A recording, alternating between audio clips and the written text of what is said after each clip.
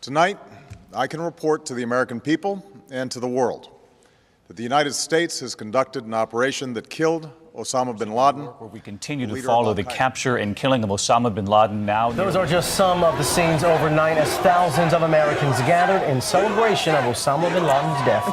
Former Navy SEAL Rob O'Neill says he has thought about the mission every day since that May Day in 2011. For multiple conversations you had with Rob O'Neill over the past year and a half, how'd you get access? And you described that his head kind of exploded when you hit him. I actually hit him 3 times because I shot him twice when he was standing and once on the ground. That is the fucking American badass right there. Go, go, go. We are not going for fame and we are not going for bravado.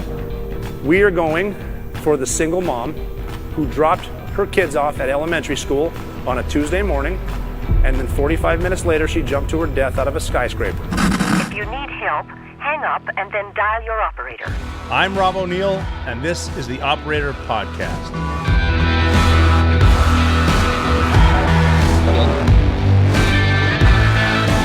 Oh, we are back. A lot went on this week. Welcome to the Operator Podcast. I'm your host, Robert J. O'Neill, former U.S. Navy SEAL, where we are going to discuss everything that went down since episode 83. Everything in the world we're going to talk about. I love 84. Everything kind of fits together for some weird reason. Whenever I see the number 84, I think of Gary Clark, who played for the mighty Washington Redskins. I was a Redskins fan my entire life. Growing up in Montana, we don't have teams. We don't have professional sports teams. So you're allowed to like whomever you want. And my friend Derek taught me to like the Redskins. I think I was in 4th grade, bear with me, when Joe Theismann broke his leg. I think I felt bad for them, and I became a Redskins fan. I don't know why. Burgundy and gold. That's why. Because they're awesome. They were awesome. And so I became a Redskins fan, and number 84, Gary Clark, scored a touchdown in Super Bowl 22, which was January 31st, 1988. So the 87-88 season, the Redskins won the Super Bowl against the Denver Broncos. They won 42-10 in San Diego. It used to be called Jack Murphy Stadium. Then they switched it to Qualcomm Stadium. But that was a good game because the Broncos came out. John Elway threw to Ricky Nattiel. How do you remember this shit? Because football can be awesome when you get politics out of it. 10-0 lead, and then the Redskins came back and they scored 42 unanswered points, 35 points in the second quarter, and they won 42-10. Awesome game. I thought of that because we just had a Super Bowl. The Redskins just had a Super Bowl. That was a kick-ass game in Super Bowl 22 because, well, for a number of reasons. One, because the Redskins won. 2, because it was always the Redskins seem to win Super Bowls when there's a strike. There was a labor disagreement, and there was a strike. 3 games were played by substitutes or scabs. The Redskins won it, but it was awesome because Doug Williams broke a lot of records. He was the first African-American to win the Super Bowl MVP, completed 18 of 29 passes for a record 340 yards, 4 touchdowns, 1 interception. That didn't matter at all. But Gary Clark, number 84, caught one there, and that was just cool, I think. And I love looking back at stuff like this because you never know. I've talked about the butterfly effect, how the littlest decision you make in life can have an effect on 30 years from now, 20 years from now. Bad or good, the decisions you make will affect you later. And it's funny to see I grew up with a poster of Doug Williams above my bed because I was a Redskins fan in Butte, Montana. I had a Jay Schrader poster, a Doug Williams poster. I had all the boys up there, Art Monk and Gary Clark, obviously Ricky Sanders. But Doug Williams on my wall. I grew up with a dude. And, I remember I was in 6th grade. I had appendicitis, had the damn surgery, but the Redskins went on to win that bad boy, so I was happy. Healed up nicely. I'm not going to show you the scar because maybe it wasn't that nicely, but that was cool. But thinking back to Doug Williams and then what a small world it actually is because it's a large planet, small world. You're going to run into people if you just stay in the game. Stay in the fight and stuff can happen. Make yourself available wherever you are. Be there. Because I remember when I met Doug Williams for the first time, I got invited to speak to the Redskins and my name had just been put out there. So people knew who I was, knew what happened with the Bin Laden raid, all that stuff. I did have a special on Fox News, and the Redskins asked me to speak to the team. I was walking down a tunnel at, not even at the stadium yet. We were at their hotel. So a Gaylord Hotel in Maryland, right near the stadiums where the Redskins stay. And I was able to go down there and talk to him. And I'm walking down a hallway trying to think of what to say to the Redskins. And as I'm walking down, Doug Williams is walking this way. And I remember thinking, I don't want to be that guy. I'm not going to totally fangirl out here. And he looked at me and he goes, "Are you Rob O'Neill?" And I go, "Yes, Doug Williams." And I went over and hugged him. And it was awesome. I got to meet Doug Williams. I got to talk to the Redskins. And it was cool just talking to the Redskins because I was able to say to them, I'm standing in front of the Washington Redskins. And like, growing up, these guys are on my wall, but now I'm standing in front of them, having gotten out of the Navy after 17 years. And I'm like the entire coaching staff is there. The team is there. RG3, Robert Griffin III is there. And I remember thinking, oh my God, these are just young men. These are basically kids, like out of college. Look at them. And I looked at these guys and they're looking at me and we're all fired up and they're going to play a great game. They're going to win because they got RG3. And I said, gentlemen, I was a Navy SEAL for almost 17 years. I was part of 400 combat missions in 4 theaters of war. I've been awarded 2 Silver Stars for gallantry against the enemy, 4 Bronze Stars with Valor, a couple other awards. I was on the mountain for the mission to rescue the lone survivor. I was the lead jumper and a tandem master when we jumped in to rescue Captain Richard Phillips from Somali pirates. I shot Osama bin Laden 3 times in the face, and this, by far, is the coolest thing I've ever done right now, speaking to the Redskins. And they were all kind of laughing, and RG3, I remember he was up front. And I said, I'm not even kidding. Like, I just tried to name my daughter Robert Griffin IV. But, that didn't go over well, being as she's my daughter. But that was awesome, just being able to talk to them. A couple years later, too, they sent me a video the Redskins coaching staff did where they were actually in their war room doing a draft. So this is years later, 2 years after I met them. And some of my buddies worked at the Redskins. It was just totally just badass. And then they handed around the thing pretending to draft, and they said, well, we need a baller. I'm drafting Rob O'Neill. And I was like, holy shit, Doug Williams just said my name on a spoof video they're sending to me. Just so cool, the small world. And then even after that, I was bullshitting, and a guy by the name of Deshaun Jackson came up to me, and he's a very famous receiver, very fast dude. And from the inner city, and he came up to me, and the coaches said they were surprised because he never sticks around. So that's weird. He just leaves, and he came, and I guess he had a very important question for me. He said, "So I got a question. You were a Navy SEAL, right?" And I said, "Yes, you are correct." Was that the question? He said, "No. What kind of gun should I be carrying?" And I said, "What?" And he goes, "What kind of gun should I be carrying?" I was like, "None, man." And then I looked back and I said, "Who are those 6 dudes over there waiting on you?" And he goes, "Oh, they're with me." I said, "What do they do?" And he goes, "They kick it." I'm like, "You pay them to kick it?" And he goes, "Yes." I'm like, "Well, then that guy right there is your gun guy. He carries the gun. Remember what happened with Plaxico Burress with the sweats in the club and he shot himself? Don't be anywhere near a gun. Also, he carries your weed and he stays behind you. So when he gets busted, you don't. I know there's zero tolerance, but let's be real about being real." So that was awesome. I thought about 84, Super Bowl 22, the Washington Redskins. And even during that game, during Super Bowl 22, Al Michaels was doing the play-by-play, right? So Al Michaels is just awesome, famous for doing everything. I even thought of him on the flight back from bin Laden's house in Pakistan, Miracle on Ice, and I may have told you this story before. We're thinking about the greatest hockey team ever assembled, which was the Russian hockey team in 1980. Have never lost since like the 50s, and they're playing the college kids from the United States, and they have no business being on the ice with the Russians. But in the third period, they're winning. The United States, they have no business being out there, but they're beating them.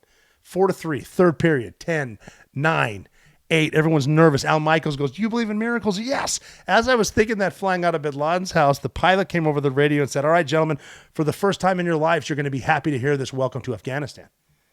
So Redskins, Al Michaels, Doug Williams, meet the Redskins, speak to the Redskins. I was golfing this summer out in Bel Air. I met Al Michaels. And just to hear that iconic voice, and I told him the story, and he's like, "Really? You listened to my voice?" I'm like, "Dude, what you did was more important than what we did." But that was just awesome, just to think about the small world. And again, seriously, just be there, and stuff does happen, and meeting people and realizing how they're, you've got similar things going on. And people are people, and it's just cool. And so, got me thinking to the Redskins. They changed their name, obviously, because of bullshit woke, because some white liberal attorneys in D.C. said they were offended. The Native Americans weren't. The Redskins logo came from Montana, from the Blackfeet tribe, and there was a chief named White Calf, who they famously called him Chief Two Guns White Calf up at Glacier Park for tourists to check him out, and he was a war hero and a chief, and they used his likeliness on the Buffalo nickel and the Redskins logo. And that was his portrait, and they called it it was a unification symbol for Native Americans, and it was awesome. And it was a warrior. Like you don't put it's not a logo, it's a dynasty. And you don't put something on your helmet making fun of people. He's going to war with me. I got tattoos over here, similar, because we're going to war and you're going with me. And that's the way we think of it, but then you get the liberals involved and it's like, well, that's offensive to whom? To nobody. I mean, there are still high schools on reservations that have the same exact logo, call themselves the Redskins, and it's not going anywhere. So who knows? That's what I was thinking about, being a Redskins fan, and football too. Again, I was bashing woke. I don't care what happens. I'm still going to watch football. I had a blast watching the Super Bowl because I'm the big game. I'm not trying to monetize it, HTTR, but there was some stuff going on there too. Okay. I love a good conspiracy theory because I think it's fun, and what we've proven recently is that the difference between a conspiracy theory and the truth is simply time. And we're figuring it out. However, I think we're getting a little bit nuts just with a lot of stuff that I've seen online, not just football, but with like combat missions and whatever. I've been in a lot more combat than a lot of people. And they don't like to hear it when I tell them that usually the simplest answer is what happened. It's not complex. If you want to really get fucked up, make it hard. Overplan. Make it complex. You will screw it up. If you can keep it simple, I assure you, we'll still screw it up, but keep it simple. And sometimes it just happened that way. I was doing a thing, an interview or a podcast or whatever, not mine, but someone else's, and they kept saying, well, shouldn't bin Laden have had more defense? And I was like, sure. Well, why didn't they shoot more? I'm like, I don't know. Maybe we were better. I don't know. Well, shouldn't they have? Yeah, I guess. I mean, we didn't call them ahead and say, maybe you should defend yourself. We just went in there and we, crashed a helicopter, blew it up, got another one, flew out, and it's kind of it. But that's how conspiracies work. But there's so many at the Super Bowl. I personally am not buying it. I mean, first of all, I don't think it's rigged. I really don't. I think football is way too dynamic. There's way too many athletes that have worked way too hard their entire lives to script something like that. They're moving so fast. Have you ever been on the sideline watching a football game? I have. I need to give my friend Paul Kelly some credit for getting me into the Redskins and onto the sidelines too, and Bruce Allen. They both got me there. I didn't mention their names, but because of guys like that, I've been able to be up close with these players and see them, and they are fast. Like there was something about, well, why did he trip and not tackle Mahomes? It's like, well, because Mahomes is running 90 miles an hour and so is he, and he juked him. You ever get juked by someone running at full speed? They're moving out. So I don't think it's rigged. Call me crazy. I do think that Taylor Swift will bring more fans, non-traditional fans, to the NFL. That's true. But, I mean, is it unreasonable to think that she and Kelsey might actually love each other? Maybe they actually enjoy being with each other. It's crazy. Taylor Swift chugged a beer. Oh, my God, she's a 32-year-old woman. Good for her. It doesn't need to be a conspiracy. Okay, and they yell at Travis Kelce for the Pfizer shot. Fine. They yell at him. What would you do if they offered you that many millions of dollars to do the commercial? Bud Light's throwing money out there too, aren't they? Throwing a lot of money out there to correct it. But, it's one thing to say, well, F them and I'll never do this. Yeah, it's another thing when they say, or we'll put this $50 million in your bank account. Yeah, you might be wearing that blue Band-Aid around your arm. And then there's the I Spice she wore an upside-down cross and showing the devil horns or whatever, knowing the camera's on her, and that's fair maybe. I think that there are people that now that I don't think is a conspiracy, and I think people are leaning towards the wrong end of that one. That's I mean, they're talking about, okay, the upside down cross. They're saying she's wearing an upside down cross and doing the thing. I don't know Ice Spice. I couldn't name one of her songs. I've never met her. I might like her. I might like her music. I don't know. You know what? I'm going to listen to her music and I'll tell you if I like it. Probably won't because I'm old. It might be really good. She might be very talented. She's got to be talented to be there, right? But if you look at a close-up of her cross, it doesn't look like an inverted cross up close. To me, I'm not an expert, not a priest. I'm not a bishop, you know. But I was looking at it, and it looks to me like a Greek cross. It looks like it. Not saying Greek Orthodox, good on you. I've been to Greece a bunch of times, love it there. Fine, I'm fine with it, and I think it's great. It to me looked like a different cross. Having said that, also, did you know this that the upside down cross isn't really technically a sign of the devil? It is. It's actually called. It's even though it wasn't described in Scripture, it's described as Saint Peter's cross because he was crucified inverted on a cross by Emperor Nero. You're impressed. I'm not looking at notes. I'm looking right at you, right at all of you.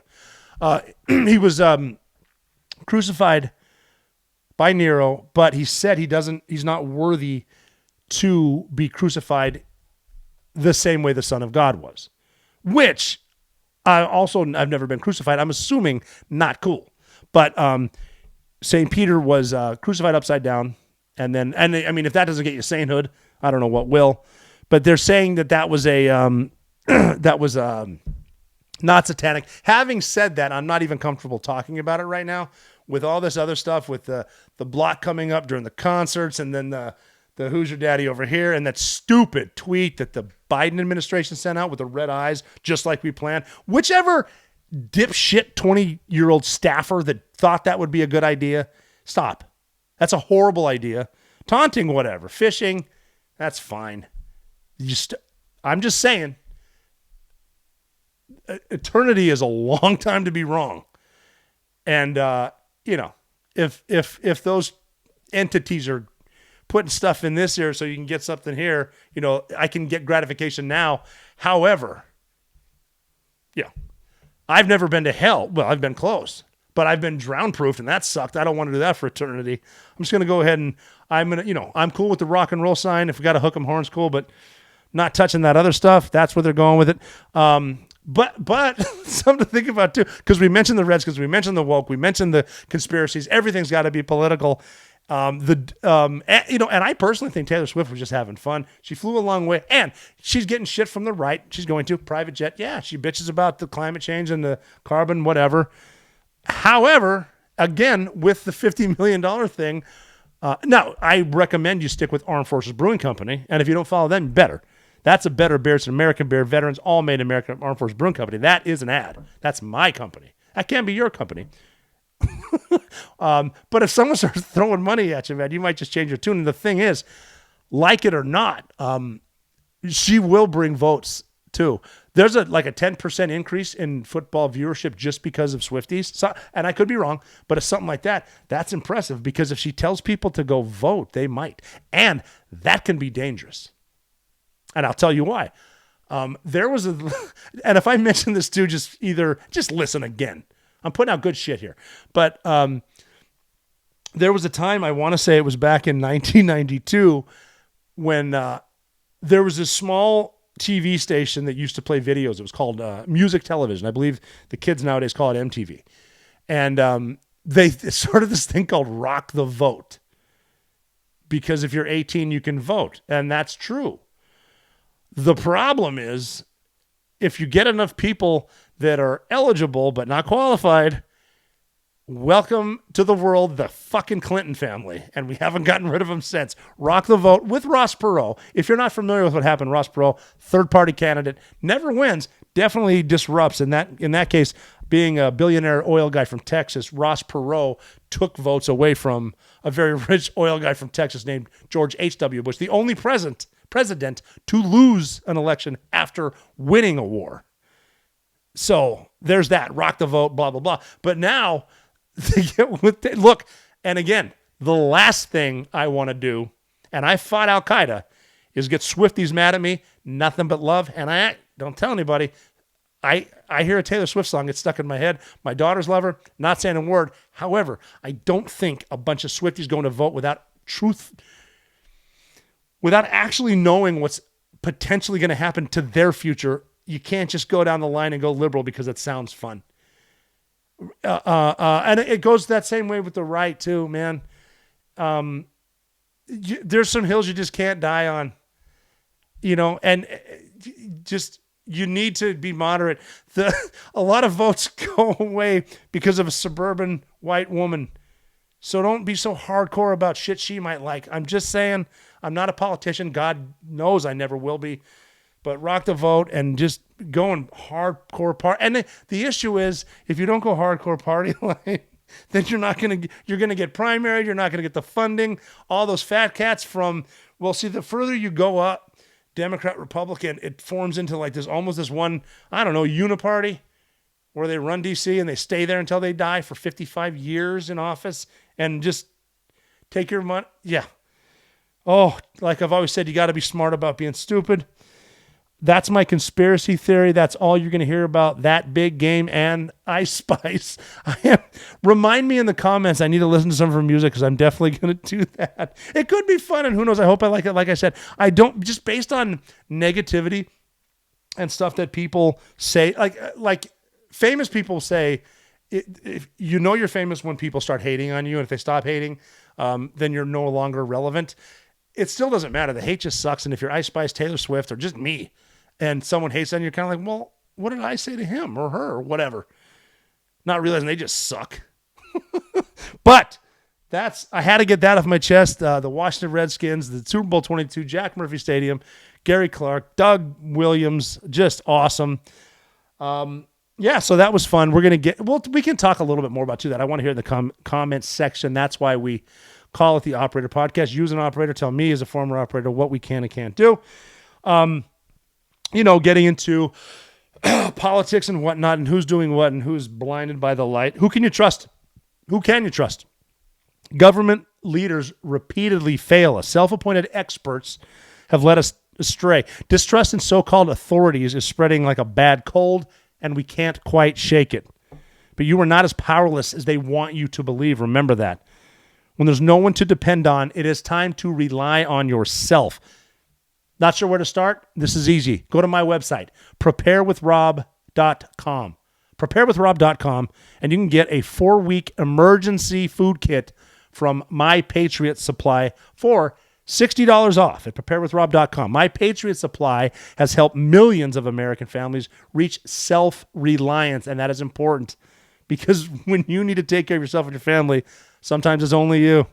These food kits offer meals, drinks, snacks that are delicious and provide over 2,000 calories every single day. Sealed inside, heavy-duty packaging that lasts up to 25 years in storage. So check out preparewithrob.com and protect your future with as many kits as you need. These kits ship fast, free, and arrive in unmarked boxes.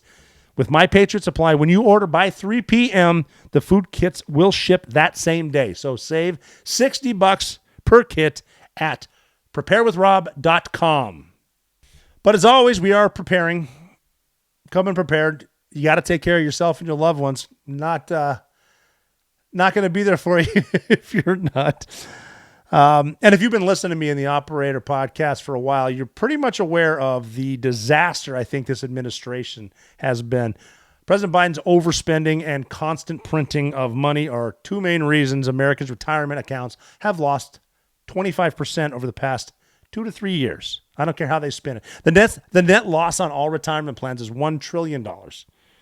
Pension plans have lost $3.3 trillion in quarter 3 of 2023 alone. How about this one? Under Biden, the average American family lost $7,400 in annual income. That's $22,000 in total net after-tax income that's been lost per household. 60% of Americans say that their income has not kept pace with what stuff costs, their basic household expenses because of inflation. For Americans who were planning on retiring with $1 million in their IRA, those accounts have lost almost $250,000. That's a quarter, 25%. Now Americans are faced with having to work a decade longer than they wanted or come out of retirement to recoup their losses. You can prevent this. One of the surest ways that I know, and I've mentioned it before, is with gold, because gold is a store of value and runs counter to the effects of Bidenomics, whatever you call it. In less than 2 months, gold has risen 14%. Believe me, I know the power of gold and what it can do for retirement accounts. Whether you prefer physical gold and silver or simply want to protect your IRA or 401k, I would trust, and I do trust, the specialists at Allegiance Gold, who have the highest trust ratings in the precious metals industry.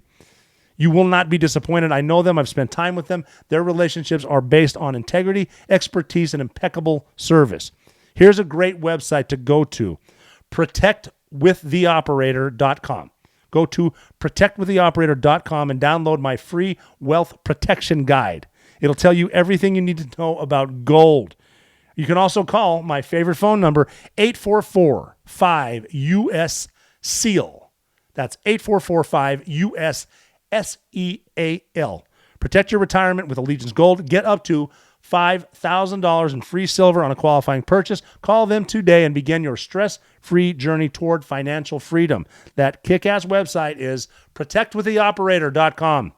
Protectwiththeoperator.com or call 844-5-US-SEAL. But the smallest choices you make can and will have an effect on you later on in life, whether it's a decision you make in high school or after high school or college, no college, or trade school, and decide instead of getting your ridiculously expensive degree in gender studies, you decide to be a carpenter. Somebody that makes something, or we need plumbers. The decisions that you make will have implications. Kind of like right now too, because everyone's so blinded by emotion and social media, they're not realizing that not everything is based on how you feel, but on reality. And we're seeing that too. I'll get into the, there was a report recently that Joe Biden broke the law, and he knew he broke the law, but they can't prosecute him because he's senile. And that's basically in a nutshell what it was said. And it's not, it was nice. It's not an attack, even though a lot of people are saying it that way, but it could potentially, having a president who doesn't really know where he is a big problem in the world. And it's happened before in this country, but there's always been politicians in politics.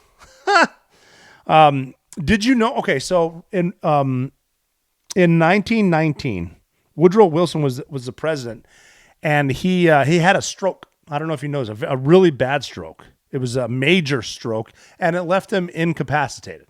And he wasn't making decisions. They were basically his physician, Admiral Cary Grayson. He had tremendous loyalty to Woodrow Wilson. He kept the severity of the stroke hidden from Congress, the American people, and from Wilson himself. And he wouldn't sign documents of disability, was reluctant to address the subject of succession, where he's going to go. So basically his wife ran the country for a year, his wife Edith.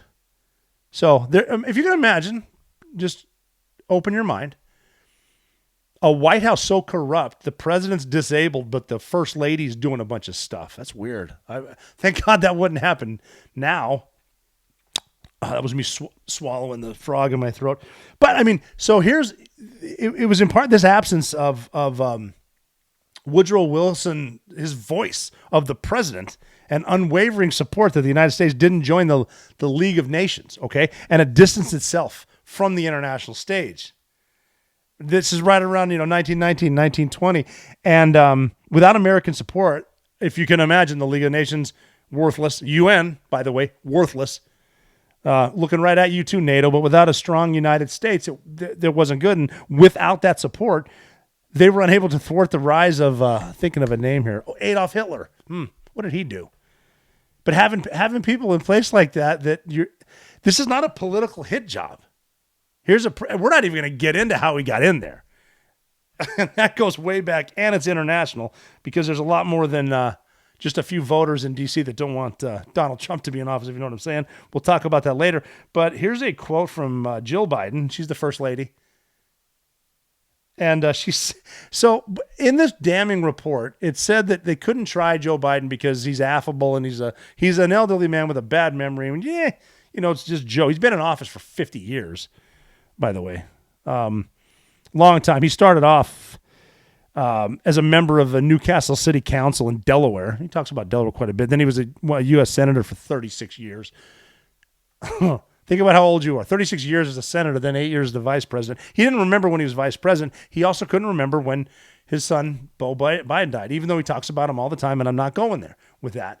But it was mentioned in there that when they interviewed him, they were being nice. He said he couldn't remember when his son died. And that's just, that's something that sticks in your mind. If you can't remember when you left office as vice president, when you got in, and you can't remember when your son died, then you're getting old, man. Just accept it. But they're just going to push him through there because they want that power. But Jill Biden said, here's a quote that I got. It said, I hope you can imagine how it felt to read that attack, not just as Joe's wife, but as Beau's mother. I don't know how. I don't know what the special counsel was trying to achieve. We should give everyone grace, and I can't imagine someone trying to do something political points. And as Joe Biden talked, I summarized the end there, talking about how there's political attacks because they keep bringing up Beau Biden. Joe Biden brings up Beau Biden all the time, and that's how he tries to relate to veterans. He tries to say his son died in Iraq, which he didn't. He died 5 years later in the United States. But they're the ones politicizing this, and they don't there are news networks out there that are so corrupt. They're just like an extended arm of the Democrat Party. And they constantly say, well, how could this report come out? Have you seen him ride the bike and he's two-stepping his way to Air Force, whatever they lower the steps to the cargo hold in Air Force One so he can hopefully climb that. He pretends to jog when he doesn't trip and he falls off his bike. He was with King Abdullah of Jordan on Monday, 2 days ago. And he sort of introduced King Abdullah and, then he didn't know where he was going. He confused King Abdullah. He was trying to speak. He keeps looking around because Grandpa's behind him, going back and forth, doing whatever. And the shitty thing, you talk about Woodrow Wilson, who's not instilling confidence in the world, the League of Nations in the world. Hitler's going to rise up, but there's no confidence. So you got Joe Biden stumbling around, literally the most powerful man allegedly in the world, and he's staring down. Okay? Watch the tape. Confused. What is he looking for? Fucking tape on the ground. Why does he need tape on the ground? Because some fucking staffer who also obviously handles his Twitter feed has to put arrows and marks so the president of the United States knows where to stand. Christ, we're all happy he didn't fall. But that's what they're doing. And then they come out here and they try to say, well, they're just attacking this jovial old man. No, first of all, he's a career politician who made millions off of whatever, didn't produce anything. He's in China's pocket somehow. His brother and his other son, have been just raking in the money from Ukraine and China, making money off the Biden name. Don't have anything to show for it, but they've got tons of LLCs out there, these shell companies making money from China, going to family members. What did he produce? Nothing. Now he's stumbling, and it's supposed to what is it instilling? It's instilling Russia. It's instilling China. It is making these powers around the world they know that now's the time, and they have until November, but at the latest January of next year to do what they do, and they're going to keep doing it. Why? There's no deterrent. We got rid of the deterrents. There's nobody is afraid of this, and it's all. And again, it comes back to who's in the World Economic Forum. What are the actual elites? The banks that are controlling the funding. What do they want? What did Barack Obama say he would love in the White House? He'd take a third term as long as he could get a puppet with an earpiece. He forgot to say, oh, by the way, when he gets so old, we might need to tape up the ground around him so he knows where to stand behind the King of Jordan. And I bring a lot of this up just because it can tie together. The whole thing with the stories of meeting people that you had posters hanging above your bed, proving again it's a large planet, but it's a small world. And a lot of it's just tying together. Obviously, there was the big interview. Tucker Carlson interviewed Vladimir Putin. Whew, that'll raise some eyebrows, won't it? Boy, they got pissed off too because, if you're a swamp rat, you're all Ukraine. And there's a reason. And they're going to bullshit you and say it's defending democracy. Is it? Defending democracy. How? The Senate just voted $85 billion more of your money to them. Nothing for the border. $85 billion to Ukraine because, well, what? Just think about it. Why do you think they want that much money to go there? Is it because we need friends of theirs to build more stuff so the contracts, get honored and we keep building more stuff? Because there's always money in fear. So if we can say defending democracy, the spread of democracy, then we can just keep pumping money into Ukraine. And people buy it, man. People don't even do any research. Well, and the shitty thing, too, is with a lot of social media and a lot of regular media, a lot of print, AP, just put stuff out everywhere. A lot of people just believe the nonsense. But look at some of these people that they love to call war hawks that just love this stuff. It's because what have they been doing in Ukraine before Russia, went in there? I'm just asking, what was going on in Ukraine? I've mentioned before, I've been to Ukraine, and everyone I know that was in the military and also in different parts of the government who have been to Ukraine or dealt with Ukraine, they would have told you that is the most corrupt country in Europe, period. The most corrupt. And so you got a lot of these both sides of the aisle senior people that I think, as opposed to being worried about democracy, which they don't give a shit about, they care about themselves, their bank account, and their power, and getting reelected. That's it. They don't care democracy. They don't even know what that is, but they do know what they've been doing in Ukraine, don't they? For decades. They've been doing shit there because you can go there, you can clean up some money, whatever shit you've been doing as a government employee or a lawmaker. And I love how they say lawmakers. You're not a lawmaker. You get put in place by people who aren't elected, who actually make the laws. But let's go down the list here of some people here. Just to give you an idea, before I tell you all this, I'm going to tell you the name where they're from and how long they've been in office consecutively. Before I tell you, I want you to consider how old you are. Okay. I'm going to turn 48 in April. So I'll be 48 years old. That's a good, I'm at the age now where no one's going to say, if I get blasted in a drive-by, no one's going to say, but he was so young. If I just did a natural causes, you're kind of be like, kind of had it coming with that lifestyle. But but it's a good life. A lot of memories, different places, a lot of countries, a lot of stuff, everything from football games to Super Bowls on TV to meeting my idols to going overseas to blasting people who are more famous than you are. That's a lot that can happen. Now, here's a list of people who love war, never been, but they love it. Just to give you an idea. So our friend Chuck Grassley from Iowa is a senator, consecutive time in office, 49 years, 41 days. 49 years, 41 days. Ed Markey, Democrat, Massachusetts, 47 years, 103 days consecutive in office. Let's keep going down the list. These are fun because they're still in office. There's a lot more names here that I'm not reading because they died in office, but like Ron Wyden from Oregon, Democrat, 43 years, 41 days. Chuck Schumer, Democrat, New York, 43 years, 41 days consecutive. Hal Rogers, Republican, Kentucky, 43 years, 41 days. Chris Smith, Republican, New Jersey, 43 years, 41 days. It's almost like they all ran at the same time. I bet they know each other. And I bet after hours, I know a place where there's some money. Steny Hoyer, 42 years, 270 days consecutive. Going down the list, Dick Durbin, 41 years, 41 days. He's a Democrat from Illinois. Marcy Kaptur, did I say that right? She's a Democrat. Ohio. 41 years, 41 days consecutive. Mitch McConnell. And he looks older than this.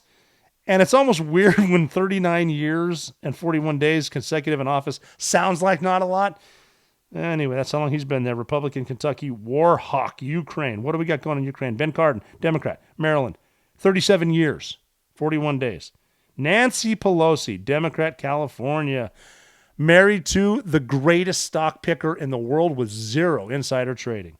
36 years, 256 days. That's pretty good. It's not bad, though. I mean, you got to kind of think. Anyone who's been making low six figures every year, even though it's almost 37 straight years, in some cases higher, making that money, you shouldn't really be worth nine figures. They are. A lot of them are. Where's that money coming from? Oh, from defending democracy. These are the people that are sending your money, and this is going to catch up to you. We talk about inflation. We talk about printing money. Even Vladimir Putin in his interview with Tucker, he was, I'll get into that later, but he was talking about when you're at a 3% interest rate, the power of the dollar, you can You can print as much money as you want. It's going to be traded all over the world. Russia was trading like 50 or 60% of their trades were made with the dollar, but now that it's going, they're going away from it, back to the ruble, back to Chinese currency. They don't need the dollar. They'd prefer that it just keeps slipping because we keep printing. We keep paying for stuff that isn't real, that's emotional. Like people want they want a balanced budget, and they want to get rid of the debt and the deficit. But as soon as the American voters hear about what that entails, they just start coming at you. Don't take my stuff. Someone's stuff's got to get taken. And we got to do something about the damn border. If you notice too, the way they spin everything with the got to defend democracy, they also say, what we need is comprehensive immigration reform. No, we fucking don't. We need a closed border. How hard is that? Well, we need no, you don't need the Republicans. One executive order. You can stop it today. They don't want to. Why? Voters. Voters are coming in. And also militants are coming in. You know that in this fiscal year, 20,000 Chinese nationals came in. 20,000 in this fiscal year. Open border. We don't need comprehensive anything. We need a closed border. Stop sending our money everywhere. Stop depreciating the dollar. Worry about the defense of this place too. If we have a strong country, we have strong allies, but we don't. We get run over by the UN. They're in New York. Some of the best real estate available. Kick them the fuck out. There's some money right there. Oh, and all those damn the migrants, the invaders. Why are we paying them? They're coming in from the north now too. How many countries are involved? And it's going to affect you. You remember when Donald Trump came down the elevator and he said, well, there's rapists and smugglers and some good people too. And he was that's where the racism started. And he was right. There are drug dealers and traffickers and bad people crossing both borders now. But because he's labeled a racist, the wall's racist. No, it's not. And it's going to, when all these illegals from all of these countries, first of all, they don't give a shit about this country. They're not trying to assimilate. You think a dude from the Shuriak Valley in Kunar province, Afghanistan, gets over here, he's going to, I'm all of a sudden going to be a nice Christian and send my kids to a good public school. No. I don't give a shit about this country. This is a freebie, baby. And now because they defunded the police, we can rob everyone. We can kill. We can push people in front of trains. And if we go to jail, we're out that day, cash-free bail. It's so weird. It's almost like if you evacuate the prisons and defund the police, it's almost like crime. It's weird. You would think crime would increase, but they're going to lie to you. They're going to say crime doesn't increase because they're letting them out of jail. They can fudge the numbers by bullshitting you. I don't even remember the point that I was making. But the comprehensive integration reform, no. You got to get rid of the incentive for them coming here. And if you walk in from even if you walk in from Central America and we catch you here, put them on a plane, fly them right to the southern end of Chile. Maybe they'll think twice about walking back. And when they think about when these, even if, and I feel bad for families that want a better life. I would probably do the same thing too. But now think about your kids. Say you're in Colorado or Idaho and your kid goes to school and you can't afford a private school. Oh, but now we got 40 migrants in here that none of them speaks English. Oh, and we would go to the emergency room, but it's full of migrants because they can't turn them away. It's going to affect you. It's going to make you unsafe. And when the attack comes, and I'm going to give I'm going to die of an aneurysm from saying this every single week. The attack is coming and they're already here. And it's because of the border and our politicians. It's not because someone next to you disagrees with you on social media. They're here.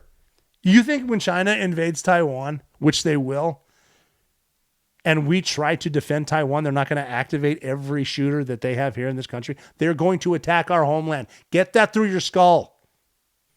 And politics and sports are not the only things getting completely nuts. The weather has been getting crazy. The Northeast just got drilled, ton of snow, and even for the big game last week, flying through.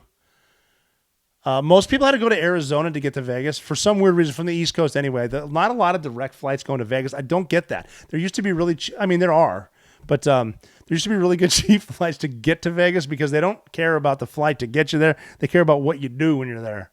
They want you to gamble. I love the Wheel of Fortune slot machines. I hope I'm not saying too much in this podcast where they're trademarked. I'm not trying to make money off them. I just like to play the game when I get to Vegas because that's where I make the money.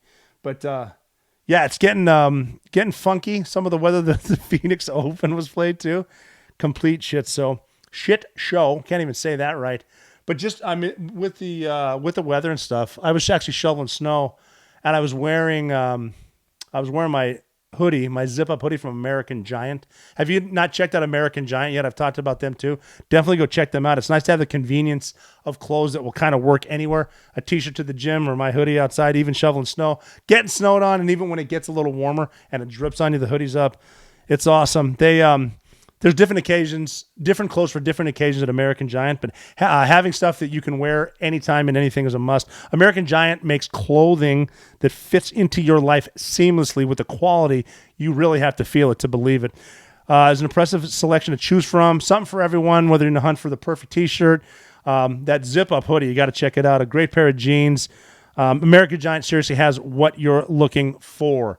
The hoodie that I wear is so rugged. And seriously, I wear it shoveling snow. I walk to the gym. Doesn't matter if it's raining or snowing. I wear it in there. Work out in it. It's great. Plus, you can put your hoodie up. You don't want to talk to anybody. Listen to whatever propaganda you're listening to. No one can see your headphones. But the quality is great. The fabric's awesome. It's made in this country. Look for American Giant. I've had it so long, and it just stood the test of time. Everywhere I go, there's so much on the website. There's everything for anyone, no exceptions, from hoodies and t-shirts, leggings, sweatpants, everything in between. Go to the website and just check them all out. The full zip hoodie you're going to want, but they have sweaters on there that feel like sweatshirts. They got these brand new flannels, cotton joggers, vintage tanks. They're just a really cool place. It's born from a commitment to support the communities that creates its products, keeping things local, ensures quality, accountability, transparency, and it's made in this country. It's not made in China. You know where it's coming from. It's a difference you can feel. You'll appreciate it for years. You know it's high-quality stuff, American-made.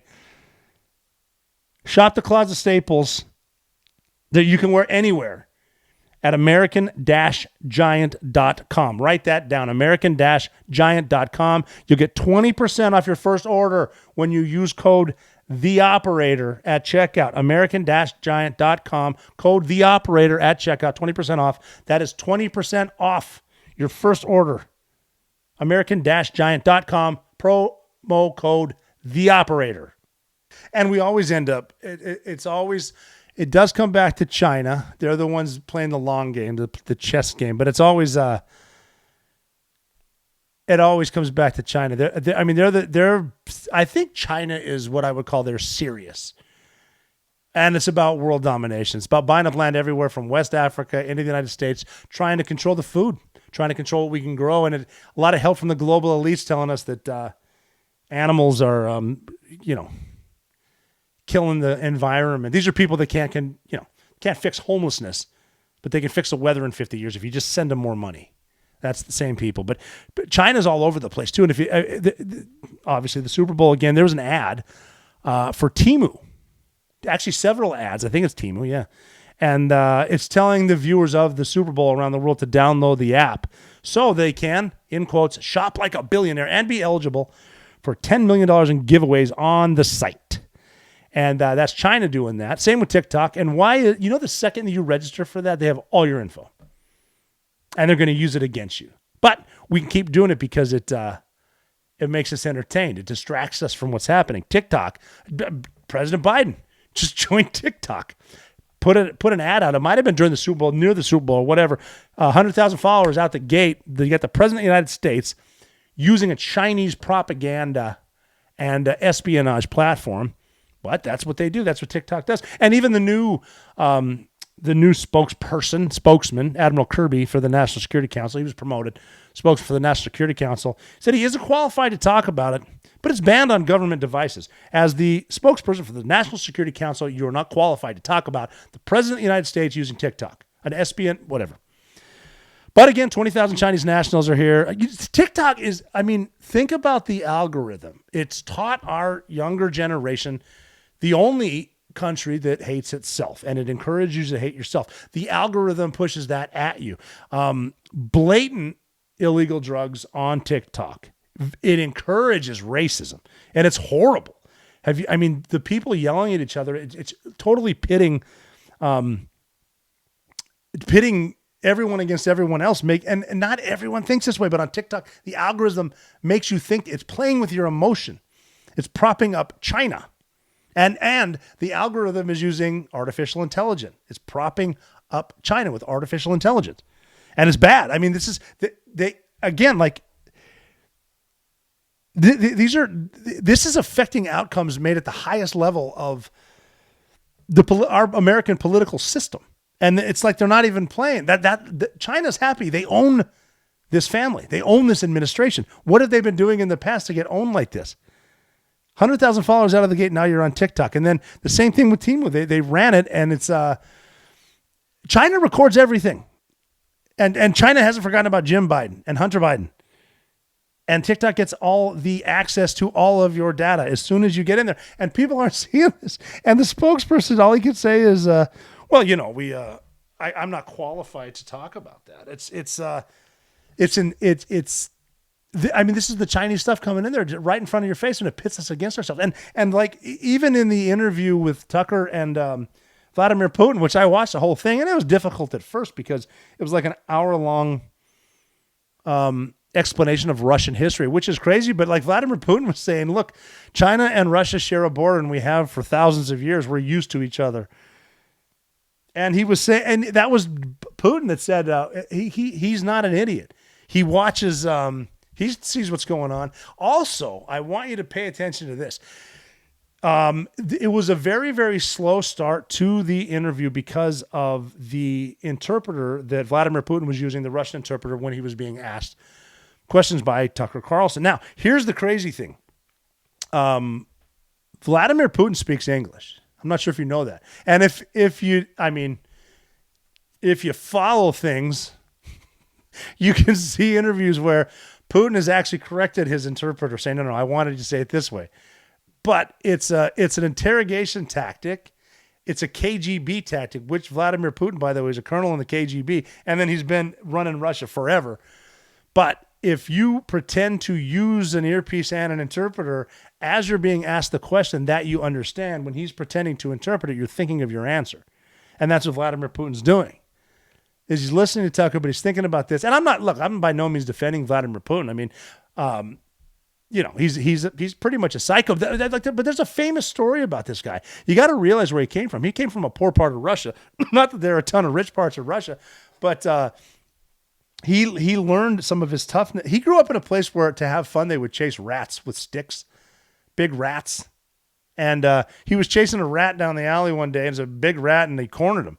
And then the rat started chasing him, and he ran away. And he said, allegedly, I wasn't there, he said that he was fortunate the rat got so close to biting him, but he was able to close his nose in the door as he was getting away. So he learned how to fight like a cornered rat, whatever that means. But, he's watching, China's watching, and Putin was saying that he's the one that said inflation at 3% can print as much as you need. But he said, Vladimir Putin said, once the corruption started when America was using the dollar as their foreign policy, think about that. What does the Senate just try to do with Ukraine? $85 billion. Once we started to use it for foreign policy, Russia stopped using as much. It went from 50% of Russia's trading to 13% because they went back, like I said, to the ruble and to the yuan, which is the Chinese currency. And what are we doing? We're undermining everything that we try to do ourselves in the name of name calling or isms or whatever it is.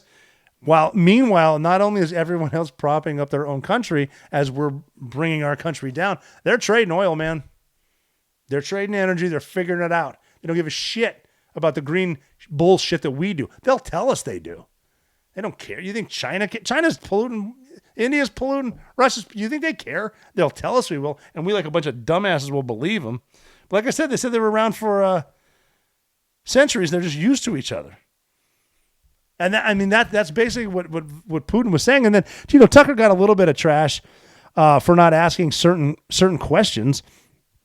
I think Tucker said something like, well, every leader kills. I mean, leadership requires killing. Not sure I necessarily agree with that, but that's at the 2024 World Government Summit in Dubai. That's weird too, but you got to figure can we agree that the media is basically part of the Democrat Party? It's part of the left wing. And that's just, and it's so far left, they'll even say, yeah, this right-wing media. Nonsense. And I'm trying to keep telling you, I am a registered independent. I'm not a Democrat. I'm certainly not a Republican. Trying to be in the middle, but there are a lot of Democrats that on the side of the Democrat Party. They're calling Tucker a traitor.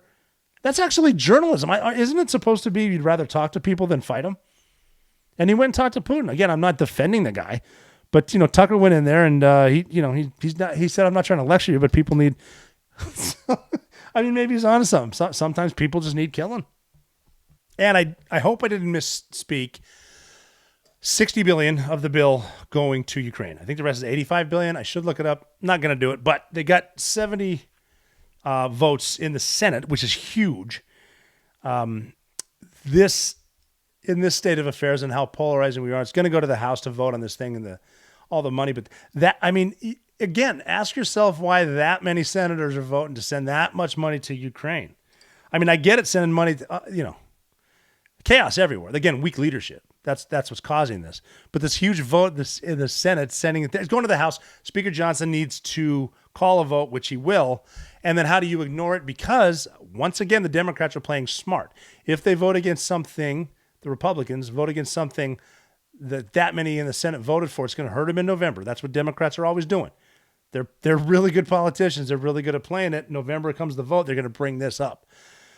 So that's what's happening. So anyway, a lot of the money going to Ukraine. The House might vote. They just voted to impeach Alejandro Mayorkas, which is going to take up a lot of news too. But that's, again, shiny object. Look at this, boom. And I think too that's just a horrible precedent. Obviously, the answer is just impeach, impeach, impeach. That's not with votes from the constituents, but a lot of people with their representatives, they don't want this much money going over to different places, because you got to figure the stuff going on with Iran, the stuff going on with the Houthis, the stuff going on with Russia. Vladimir Putin made it clear in his interview with Tucker that he wants to take Ukraine back. Can we let him? Russia's got a lot more people than Ukraine, and again, I don't think Vladimir Putin cares about how many people he kills. And they will fight attrition. That's how the Russians, the whole, like the thing in World War II in Stalingrad with, for every 2 soldiers, give them 1 gun. And when the guy next to you dies, pick up his gun and that's your gun. Oh, by the way, you behind them. If anyone runs back, you kill them. So a battle of attrition, they're not afraid of that. Putin brought that up. The votes coming in, if we need to do, there's so much going on between the big game on Sunday and me going back to 1988 with the old Super Bowl and the mighty, mighty Redskins. Hail to the Redskins. A lot of stuff we can talk about. If we need emergency, we can get to it. But just without jumping all over, and again, I don't have my notes, so I hope my numbers are right. If they're wrong, tell me I'm wrong. $60 billion is a lot of money to send to Ukraine. Why those politicians who have such seniority are voting on that? Just ask them. Hit up your senator. It's senators mainly. Senators, if you haven't been to D.C., there's fewer of them, and they think they're more important. They actually tend to wear nicer suits, and their office building's nicer, too. I've been in a bunch of those offices, too. Met with some senators. They're really good at sitting there and looking at you while you talk, but they're not thinking about you. They're just blowing it out the other side. But yeah, more to talk about with that, too, and I can take better notes. There's stuff flying so fast. We don't even know if the House is going to vote on this today as far as the spending bill. We know they don't care about the southern border. That should concern you. I don't care what state you're in. It's affecting everyone. It's affecting my home state of Montana. It's affecting the schools up there. They're coming into Maine, New Hampshire. They're in Rhode Island. They being the migrants. They love saying migrants because they try to sauce up the word so they sound nicer. But getting back before we conclude to the interview with Vladimir Putin, I talked about him knowing English and he being an interrogator, and he's a counter intel guy, KGB, smart interpreter in his, that's in his backyard. If you'll notice, he lectured Tucker for a while about the history to show him not only our great history as Russia, but how short your history of the United States is. And also, don't interrupt me. I'm finishing. Tucker would try to pull that where he goes. That could be more of the translation thing too, where Tucker tried to interject.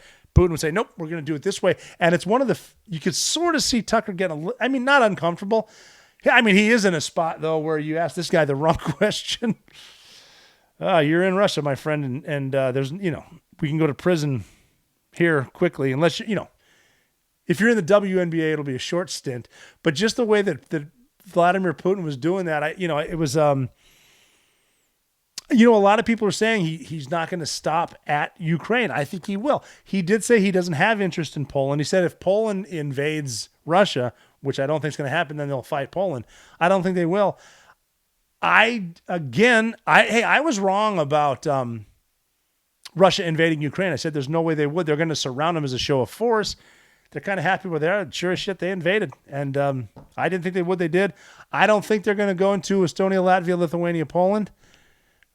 Putin, I mean, if he gets a win, you never know. I'm not defending Putin. I do like that we can talk to people. Nothing wrong with having an interview. And it's also good to see, I mean, he kind of owned the interview, Putin did. And, regardless of what he's been saying, he kind of owned the place. It was, and then you got to ask yourself a question. Tucker Carlson now he's kind of going worldwide. He was like welcomed in Russia as the most popular journalist in the world by the Russian people. So who the hell knows? And Tucker, went to that forum in Dubai or whatever I said where he was. He's traveling the world talking to world leaders. Why is he doing that? I mean, he was mentioned as a possible vice presidential candidate. I couldn't see him doing it, but man, Tucker could do pretty much whatever he wants, and he's been proving that. So it's going to be interesting to watch. And I like to listen to stuff and study things, even when I'm cleaning around the house. I do like to have stuff on so I can sit there and I'll have my notebook out or I'll have my computer on my thing and I'm taking notes. And I rarely follow them, and I should, but it's interesting. And I'm going to pay attention to what's happening because it's going to affect you. What Russia does will affect the economy. How are we going to handle it? We've seen what weak leadership does, and man, the aggressors sure do get aggressive. And it's almost April, so you get, and when people start saying, well, you're going to get a big return. Nah. Some people don't get returns. You just keep paying more. I think that's why I get so frustrated too with a lot of the bullshit politicians, because they don't seem to really care about the men and women in uniform who go fight unless that affects their campaign. They'll send you there. We'll invade Iraq. 2003, do it. We did it. Stay there a couple of years. Afghanistan, 20 years, we'll do it. Yeah, but then, you get out and then you start paying your taxes and seeing what these people do with your money. Just the fraud, waste, and abuse that happens in D.C. with everything, with the bureaucracy, the nonsense, the stupid stuff that doesn't work, the kill the cows or don't for the climate and all the shit, and scare the kids and make sure, like, they got kids scared of having kids because the climate, because the earth's going to explode. Gosh, take a wrap off. But these politicians are going to tell you everything. China's going to keep pumping propaganda to your kids through their, look at what your kids are looking at, man. Watch out for that. The anti-American stuff is bad. This is a great country. I've seen people on TikTok saying they got to figure out a way out of this country. I'll help you with it. You want to? I will buy you a one-way ticket to any country in the world. If you want to leave. Get the fuck out of here. So that's my 2 cents. And maybe I'm just old and grumpy, and I'm not quite a boomer, but we get called boomers all the time, and maybe the Agent Orange is getting to me, and the PTSD and all that stuff too. We'll get into that too, and also the psychedelics, which do help that. Maybe it makes you crazier too. I don't know. Maybe I'm just talking to myself, screaming at the camera. No, I'm talking to you. I've said that before. But here's the thing. Try to be real. Be nice. Take a breath. And if you ever find yourself in Moscow, if you don't stand in front of an open window in a high-rise, you're never out of the fight.